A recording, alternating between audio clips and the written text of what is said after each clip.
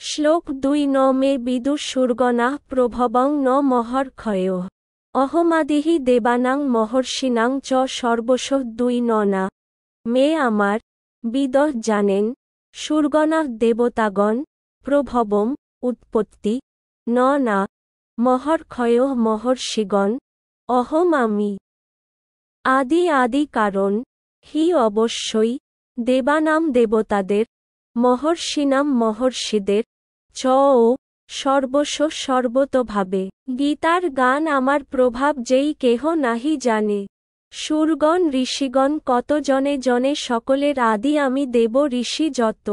ভাবিয়া চিন্তিয়া তারা কি বুঝিবে কত অনুবাদ দেবতারা বা মহর্ষিরাও আমার উৎপত্তি অবগত হতে পারেন না কেন না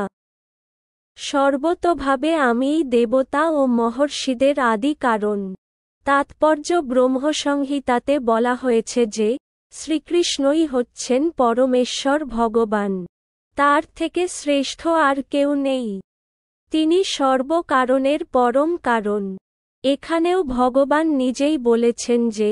তিনিই সমস্ত দেব-দেবী ও ঋষিদের উৎস এমনকি দেব-দেবী এবং ঋষিরাও শ্রীকৃষ্ণকে জানতে পারেন না তারা তার নাম ও স্বরূপকে উপলব্ধি করতে পারেন না সুতরাং এই অতি ক্ষুদ্র গ্রহের তথাকথিত পণ্ডিতদের জ্ঞান যে কতটুকু তা সহজেই অনুমেয় পরমেশ্বর ভগবান কেন যে এই পৃথিবীতে একজন সাধারণ মানুষের মতো অবতীর্ণ হয়ে পরম আশ্চর্যজনক ও অলৌকিক লীলাবিলাস করেন তা কেউই বুঝতে পারে না তাই আমাদের বোঝা উচিত যে তথাকথিত পাণ্ডিত্যের মাধ্যমে পরমেশ্বর ভগবান শ্রীকৃষ্ণকে জানা যায় না এমনকি স্বর্গের দেব-দেবী এবং মহান ঋষিরাও মনোধর্মের মাধ্যমে শ্রীকৃষ্ণকে জানবার চেষ্টা করেছেন কিন্তু তারা সফল হতে পারেননি শ্রীমদ্ভাগবতেও স্পষ্টভাবে বলা হয়েছে যে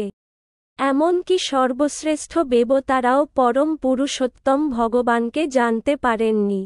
তারা তাদের সীমিত অসম্পূর্ণ ইন্দ্রিয়ের দ্বারা অনুমান করতে পারেন এবং তার ফলে নির্বিশেষবাদের অপসিদ্ধান্তে উপনীত হতে পারেন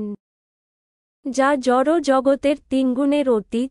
অথবা মনোধর্মের বশবর্তী হয়ে তারা নানা রকমের অলীক কল্পনা করতে পারেন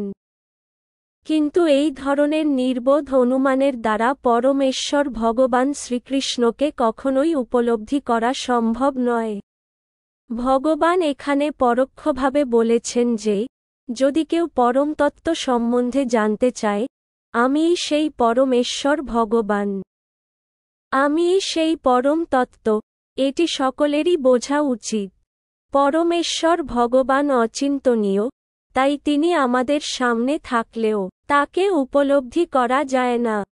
কিন্তু তবুও তিনি আছেন আমরা কিন্তু ভগবদ্গীতা ও শ্রীমদ্ভাগবতের বাণী যথাযথভাবে গ্রহণ করার মাধ্যমে সেই সচ্চিদানন্দময় ভগবান শ্রীকৃষ্ণকে উপলব্ধি করতে পারি যারা ভগবানের নিকৃষ্ট শক্তিতে অবস্থিত তারা ভগবানকে কোন শাসক প্রধানরূপে অথবা নির্বিশেষ ব্রহ্মরূপে অনুমান করতে পারে কিন্তু অপ্রাকৃত স্তরে উন্নীত না হওয়া পর্যন্ত পরম পুরুষ ভগবান শ্রীকৃষ্ণকে উপলব্ধি করতে পারে না যেহেতু অধিকাংশ মানুষই শ্রীকৃষ্ণকে তার স্বরূপে উপলব্ধি করতে পারে না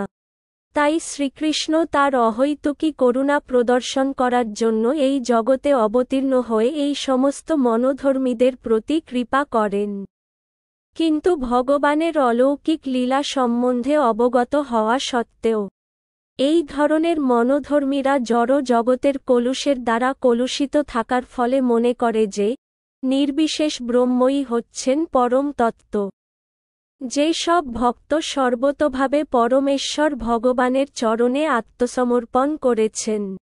তারাই কেবল ভগবানের কৃপার প্রভাবে উপলব্ধি করতে পারেন যে তিনিই হচ্ছেন শ্রীকৃষ্ণ ভগবানের নির্বিশেষ রুক্ষ উপলব্ধি নিয়ে ভক্ত মাথা ঘামান না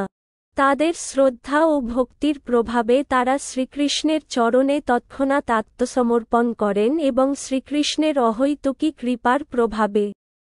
তারা তাকে জানতে পারেন তা ছাড়া আর কেউই তাকে জানতে পারে না তাই মহারিষিরাও স্বীকার করেন। আত্মা কি, পরম তত্ত্ব কি, তা হচ্ছেন তিনি, যাকে আমাদের ভজনা করা উচিত।